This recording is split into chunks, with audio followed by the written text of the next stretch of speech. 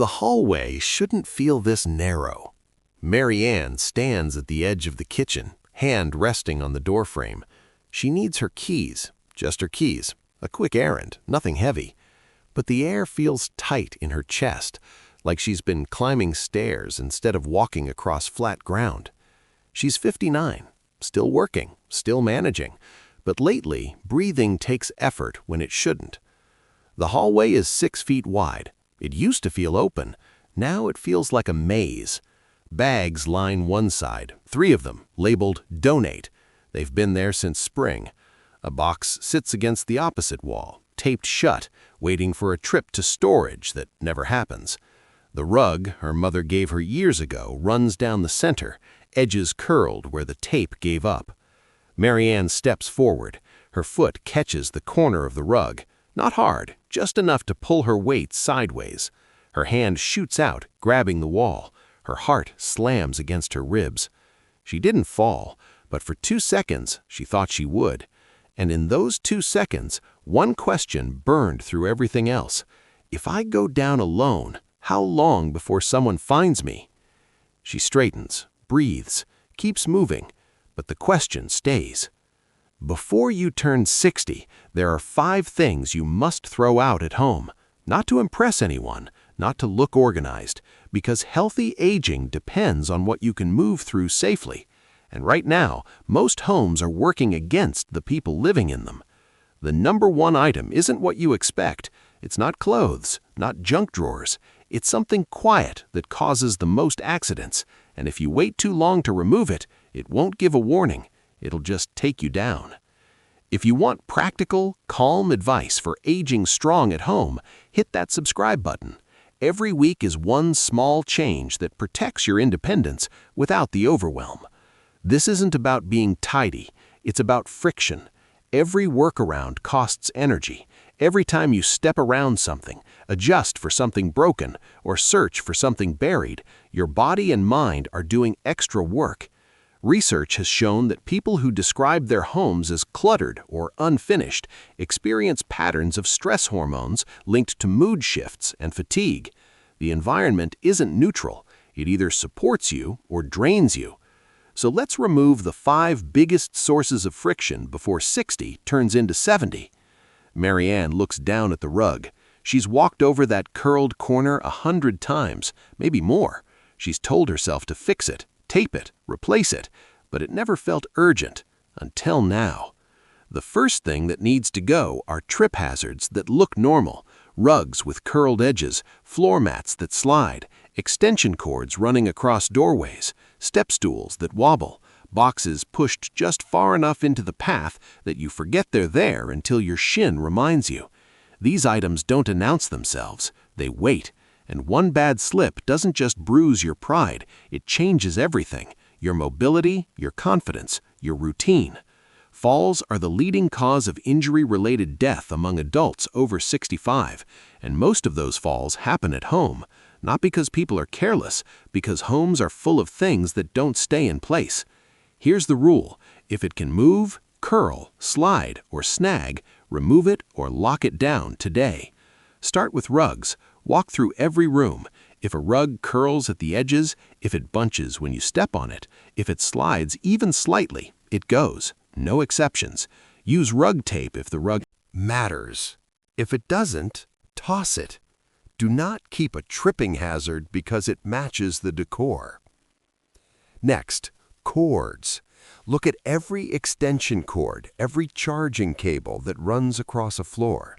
Tape them down along the baseboards or remove them entirely. Rearrange furniture if you need to. The goal is a clear path, not convenience for a lamp. Step stools and small furniture. If it wobbles, if you have to balance carefully when you use it, throw it out. Replace it with something stable or don't replace it at all. Reaching high shelves isn't worth a broken wrist.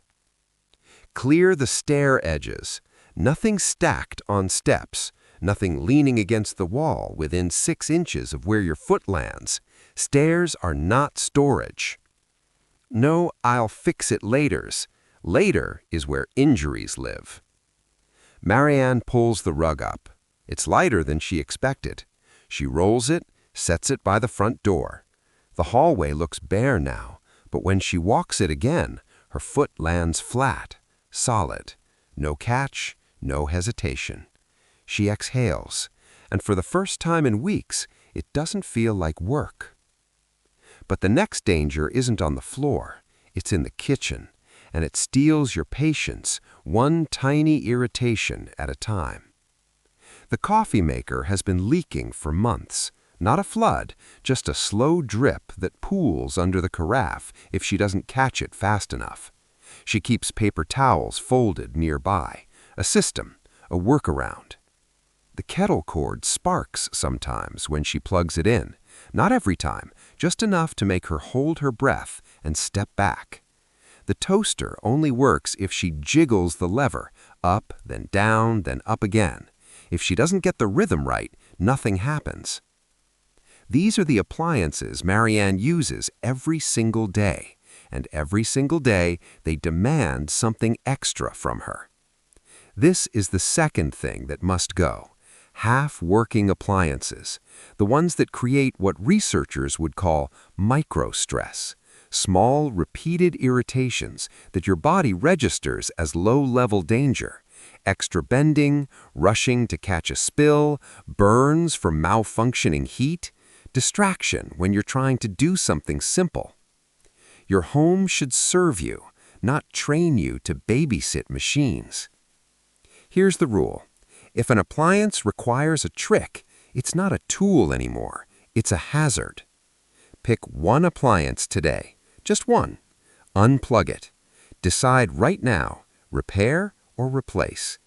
If you're going to repair it, give yourself 7 days. Set a date on the calendar. If that date passes and the appliance is still sitting there broken, it goes.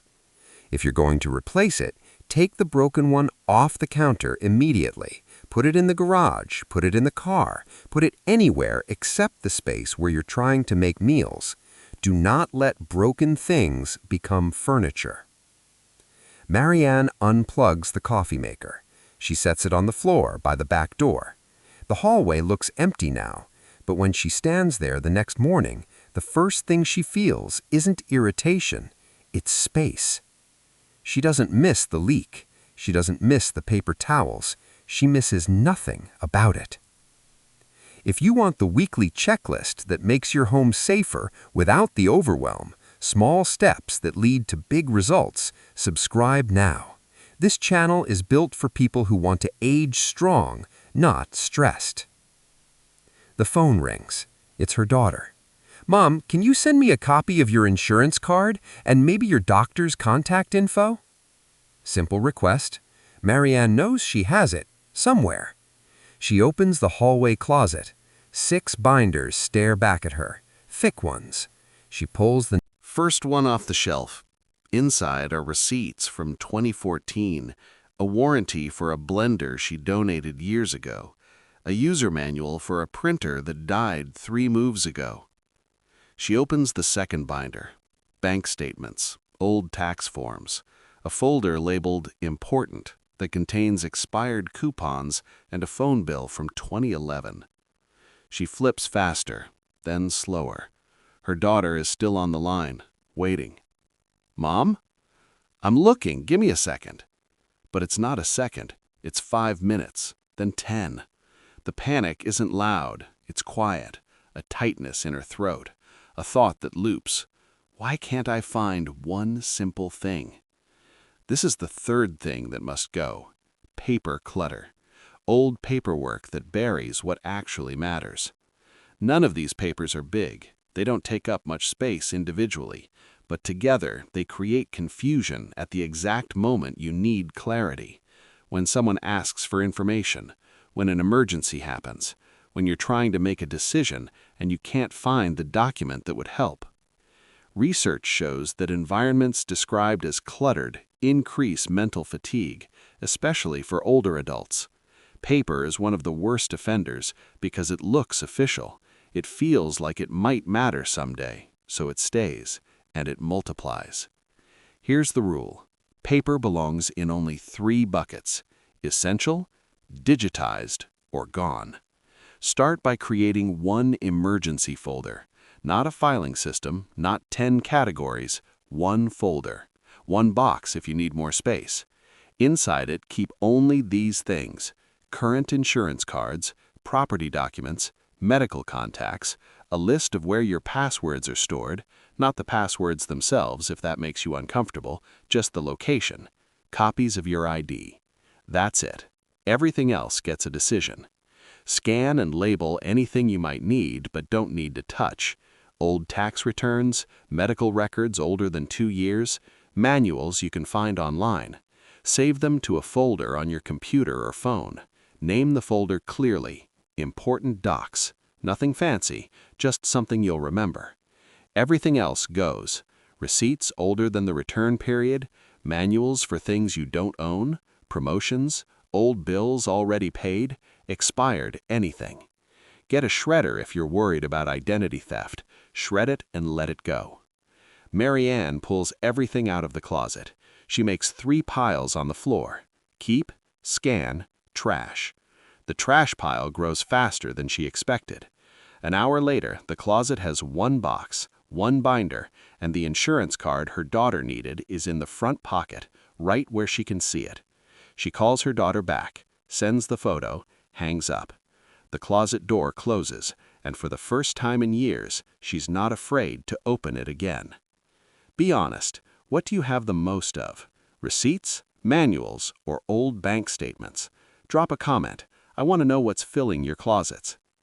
The next one is painful, because it's not clutter, it's a version of you that never happened. Marianne walks into the spare bedroom. It used to be her daughter's room. Now it's supposed to be an office, a guest room, a place for hobbies. Instead, it's where promises go to wait. The exercise bike sits in the corner. A jacket hangs over the handlebars. A baseball cap rests on the seat. It hasn't been exercise equipment in years. It's a coat rack with a receipt attached. Marianne bought it 3 years ago. She was going to ride every morning, 20 minutes, just enough to stay strong. She used it twice, maybe 3 times. Then her knee hurt. Then work got busy. Then it just sat there. Next to it, a treadmill, folded up, dust along the belt. She can't remember the last time she unfolded it. A yoga mat still wrapped in plastic. A box labeled scrapbook supplies. Another one labeled learn guitar. A bin full of fabric she was going to turn into quilts. Every item in this room is a plan that didn't happen, and every time she walks past the door, something tightens in her chest. Not anger, not sadness, guilt. This is the 4th thing that must go: guilt objects. Unused equipment and someday projects that sit in your home reminding you of the person you thought you'd become. These items don't look dangerous. They look harmless, hopeful even. But they do damage that's harder to see. Every time you walk past them, your brain registers a tiny failure. Not consciously, but it's there. A quiet voice that says you didn't follow through. You didn't keep the promise. You wasted the money. And guilt doesn't inspire action. It drains it.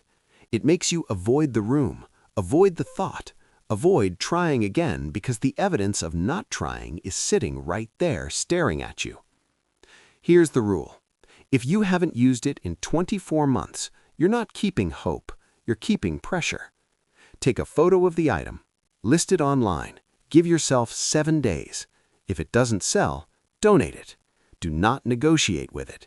Do not store it for a future version of yourself that keeps postponing. Replace it with something smaller, something that doesn't require a plan. Walking shoes by the front door, a resistance band in a drawer, a chair you can use for seated stretches. No pressure, no guilt, just ease. Marianne pulls her phone out. She takes a picture of the bike, posts it online, prices it low enough that someone will actually come get it. Within 2 hours, it's gone. A man and his teenage son loaded into a truck. They thank her. They're excited. She closes the door behind them and walks back into the spare room. The corner is empty now. The room looks bigger, but more than that, it feels lighter. She doesn't miss the bike. she doesn't miss the guilt. If you are rebuilding strength and simplicity after 50, if you want a calm plan that actually works, subscribe. This channel is for people who are done with pressure and ready for progress. The hardest one is next. It looks harmless. Most people keep it for comfort, but it quietly steals confidence every single morning. Marianne opens her bedroom closet. The door barely clears the hangers. Jackets press forward like they've been waiting. Shirts stacked so high they tip when she pulls one out. Pants folded in piles she hasn't touched in months. Every morning starts the same way. She pulls something out, holds it up, puts it back, tries again. 10 minutes disappear before the day even begins. She reaches for a blouse she used to wear to work. It fit 5 years ago. It doesn't fit now, but she keeps it because it was expensive, because throwing it away feels like admitting something she doesn't want to admit. Behind it, a dress she wore to her daughter's graduation, a suit from her first real job, a coat her late husband bought her one Christmas. She hasn't worn it since he passed. She can't, but she can't let it go either. The closet is full, but somehow she never feels like she has anything to wear. This is the 5th thing that must go. Clothes that don't match your life now. Clothes are personal. They hold memories. They cost money. They represent who you were, who you wanted to be, who you might still become. But a closet isn't a museum, and when it becomes one, it quietly steals something important: time, confidence, the willingness to go out and move and be seen. Ill-fitting clothes make you feel uncomfortable in your own body. Outdated styles make you feel invisible. Keeping clothes tied to grief keeps grief sitting in your daily routine. None of this is wrong. It's human, but it's also exhausting. Here's the rule. A closet isn't storage. It's your daily launch pad. Pull everything out, not just what you see, everything. Then make 3 piles. The first pile is wear now.